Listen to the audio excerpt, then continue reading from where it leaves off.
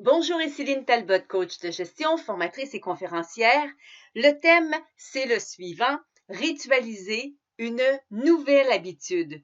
Vous ne pouvez pas modifier un comportement sans modifier une habitude.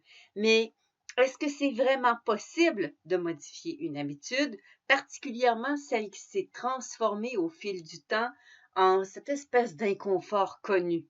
Plus encore, est-ce que vous avez des habitudes que vous aimeriez changer ou encore des habitudes que vous gagneriez à ritualiser, c'est-à-dire à mettre en pratique avec assiduité? Alors, voyons d'abord les étapes pour intégrer une habitude. Je vous en propose 3. D'abord, le premier élément, c'est celui de l'élément déclencheur.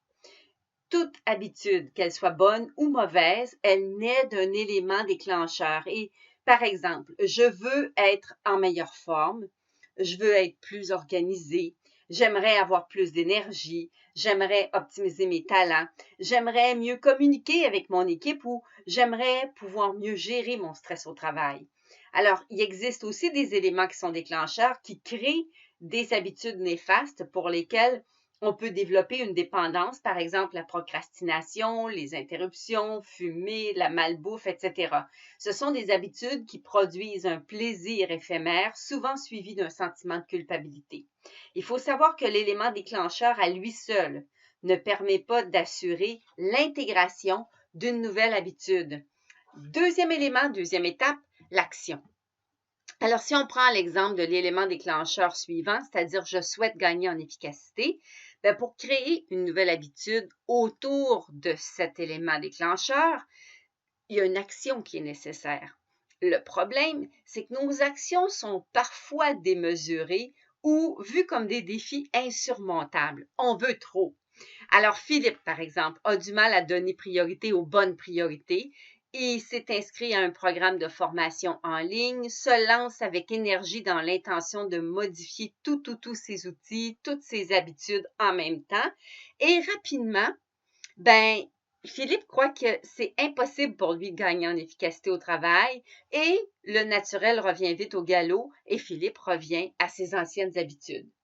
Alors, je vous propose une troisième étape, celle qui est très importante, qui aide justement à pouvoir ritualiser ses habitudes avec succès, c'est de morceler pour gagner. On dit un éléphant en guimauve se mange toujours mieux une bouchée à la fois. Bien, c'est pareil pour vos habitudes. Ritualiser une nouvelle habitude, ça demande de la rigueur, oui, mais aussi de la patience et surtout de la constance. Alors, si on revient à Philippe, si notre cher Philippe prend le temps d'identifier à quoi il a envie de donner priorité pour l'aider à gagner en efficacité, s'il met en pratique cet engagement une étape à la fois, bien, il y a plus de chances de réussir à ritualiser cette nouvelle habitude. Un autre exemple, mettons que vous aimeriez que l'un de vos collaborateurs prenne l'habitude de respecter ses engagements. Alors, vous profitez de son évaluation de performance pour formuler cet objectif-là que vous partagez avec lui. Par exemple, respecter tous les engagements. Voilà qui est fait, c'est clair que vous vous dites. Mais dans les faits, est-ce que c'est vraiment aussi clair que ça? D'abord, s'agit-il vraiment d'un objectif? Est-ce qu'il est mesurable? Ou si vous le préférez, est-ce qu'il s'agit d'un objectif SMART? Et si on se donnait maintenant la permission de morceler vos attentes pour votre collaborateur, si aussi vous vous donniez la permission de clarifier ces attentes-là pour l'aider, lui, à respecter ses engagements, ben, l'objectif pourrait peut-être se lire comme suit.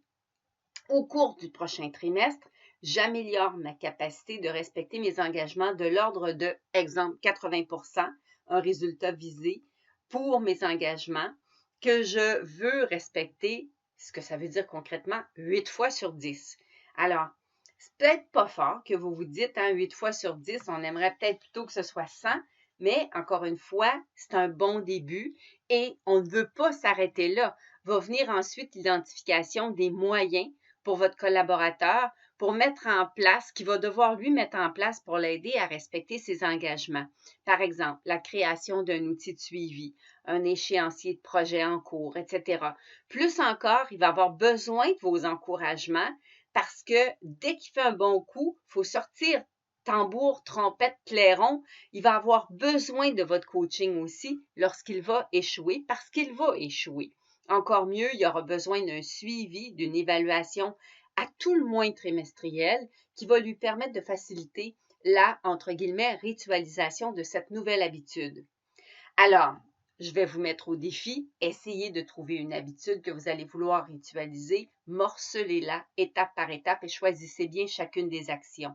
En terminant, notez que les Midi Coaching font relâche durant la saison estivale. Le 15 septembre prochain, le Midi Coaching aura pour titre Stop à l'anxiété de performance. Je vous invite à surveiller l'annonce pour vous inscrire à la nouvelle série Midi Coaching Express, une formation sur le pouce pour les gestionnaires occupés. Et en terminant, j'ai envie de vous poser la question suivante. Quelle est l'habitude que vous gagneriez à ritualiser et pourquoi? J'adore apprendre de vous, autant que vous aimez apprendre de moi. Encore une fois, très belle fin de journée, mais surtout bonnes vacances. Au plaisir!